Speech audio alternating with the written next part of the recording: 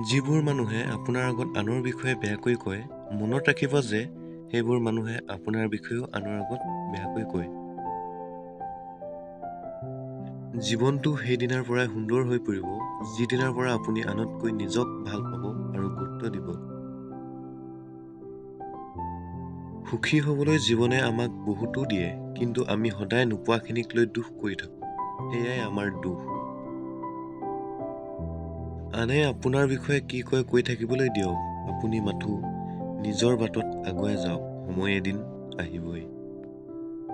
কেতিয়াও বেছিকৈ চিন্তা নকৰিব, কাৰণ বেছি চিন্তাই জীৱনৰ সুখ শান্তিবোৰ কাঢ়ি লৈ যায়।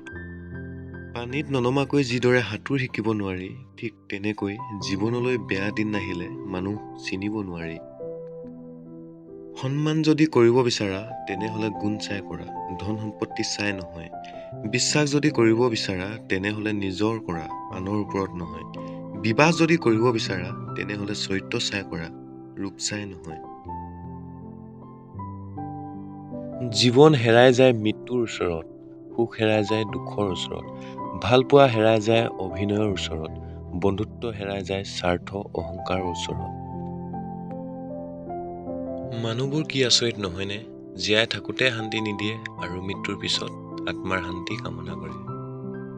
মনত ৰাখিবা, ভাল সময়বোৰত তোমাৰ কাষত সকলো থাকিব, কিন্তু বেয়া সময়বোৰত মা-দেউতাৰ বাদে আন কোনো কাষত নাপাব। আজিকালি মানুহবোৰ টকা-পইচা, সা-সম্পত্তি মায়াত ইমানেই অহংকাৰী হৈ গৈছে যে দৰকাৰ হ'লে সম্পৰ্ক এৰিব, তথাপিও অহংকাৰ এৰি নিদিয়ে। পিছফালৰ পৰা কোনে কি কয় ক'বলৈ দিবা, গুৰুত্ব নিদিবা, কিয়নো পিছফালৰ পৰা তেওঁলোকেহে কয়, যিয়ে সন্মুখত ক'বলৈ সাহস নকৰে। মানুহে তোমাৰ বিষয়ে ভাল বেয়া কিবা ক'লেও সেইবোৰত গুৰুত্ব নিদিবা, কাৰণ আজিকালি মানুহৰ চকুত মৃত্যুৰ আগমুহূৰ্তলৈকে মানুহ বেয়াই হৈ থাকে, মাত্ৰ মৃত্যুৰ পিছতহে কয় মানুহজন ভাল আছিল।